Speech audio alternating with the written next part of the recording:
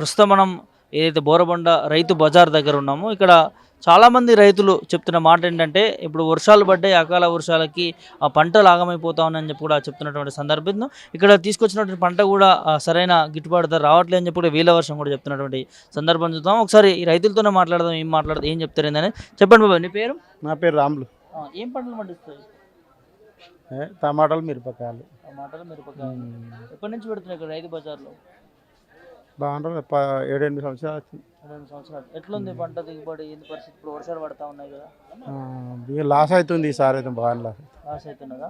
Damage వెళ్తున్నాయి, మొత్తం చీలనే పోతున్నాయి అన్ని చేనులు పోతున్నాయి ఎందుకు? వర్షాలకి. వర్షాలకు నీళ్ళవాడి ఇది నీరు పంట కదా, మొత్తం ఖరాబ్ అవుతున్నాయి. పరిస్థితికి వచ్చింది.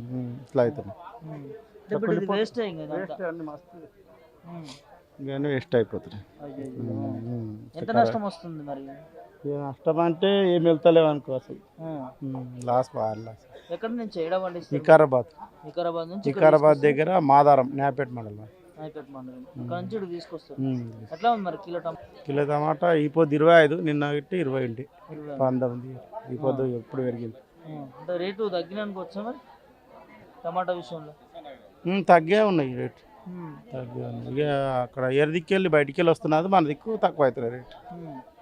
అంటే మరి గిట్టుబాటు ధర రాకపోతే ఏంది మరి మీ పరిస్థితి, రైతుల పరిస్థితి? టమాటా గిట్టుబాటు ధర రాకపోతే ఏం చేస్తాం, ఏం చేయలేము. ఇక మంచిగా ఉన్నప్పుడు మంచిగానే అమ్మినాయి ఇంట్లో, ఇప్పుడు లుక్సాన్ అవుతున్నాయి అన్న. ఒక్కొక్కసారి 100 రూపాయల కిలో కూడా అమ్మిన పరిస్థితి చూస్తాం మనం టమాటా. అప్పుడు చాలా మంది మాకు ఏరియాలోకి వచ్చినాయి కానీ మాకు రాలేదు. ఇప్పుడు 20 రూపాయలకు వచ్చిన పరిస్థితి. 20 రూపాయలు. నష్టమేనా? నష్టమే, చాలా నష్టం. చీల పోతున్నాయి ఒట్టిగా వేస్ట్లుగా. చీల నీళ్ళు వాడి, ఇది నీరు పంట కదా, నీళ్ళు వాడి పోతున్నాయి అన్నట్టు. చీల ఒట్టి ఖరాబ్ అయిపోతుంది. చాలా ఉన్నాయి ఇంకా వాకులు, మస్తు ఖరాబ్ అయినాయి. ఇక అంతా ఏరుకొచ్చినా కానీ అంతకన్నా ఖరాబ్ అవుతున్నాయి. ఇట్లా అవుతున్నాయి. ఇప్పుడు ఇక్కడ ఒక తీరు ఉంటుంది, ఇట్లా అవుతున్నాయి. ఇక్కడ ఒక తీరు ఇట్లా నీళ్ళకి ఇది మొత్తం పోయింది.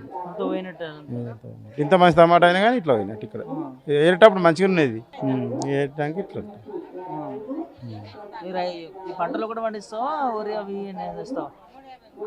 పత్తి మక్క మొక్కలు వేస్తా ఉంటాం. ఇట్లా గిట్టుబాటు ధర వస్తుందా వాటికైనా? ప్రభుత్వాలు గిట్టుబాటు ధర కట్టిస్తున్నాయి కాంగ్రెస్ ప్రభుత్వం? ఇప్పుడైతే ఏం లేవు, అవేం లేవు. ఇప్పుడైతే ఏం ఎవరికి ఏమి చేయలేవు. ఎన్ని ఎకరాలు ఉందని మా దగ్గర? ఎకరన్నర ఉంది. రైతు భరోసా అలాంటివి ఏమైనా వచ్చినాయా ప్రభుత్వం అందించే పథకాలు? ఇప్పటికైతే ఏం రాలేదు.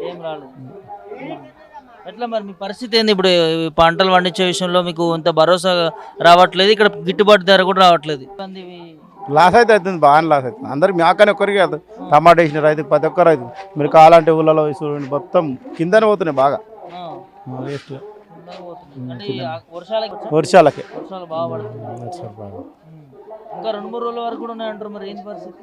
ఇక పోతాయి, మొత్తం పోతాయి. ఇక ఏం లాభం ఉండదు దానికి. మళ్ళీ పెరుగుతాయి, రేట్లు పెరుగుతుండొచ్చు. ఉన్న వాళ్ళకి రేటు పెరుగుతాయి. గడ్డ మీద భూములు ఉంటాయి చూడు, వాళ్ళకు పెరుగుతాయి.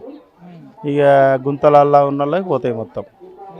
ఇట్లా మరి ప్రభుత్వాలు ఆదుకోవాలంటే మీలాంటి పంట రైతులకి ఆదుకోవాలి. లాస్ అవుతుంది కదా, ఆదుకోవాలి. చూసారు కదా, ఏదైతే రైతు పండించే పంటకు ఖచ్చితంగా సరైన గిట్టుబాటు ధర కల్పించాలి. ఇప్పుడు జరుగుతున్నటువంటి నష్టానికి ప్రభుత్వం ఆదుకోవాలని చెప్పి కూడా ఇక్కడ రైతులు చెప్తున్నటువంటి పరిస్థితి చూస్తా ఉన్నాం.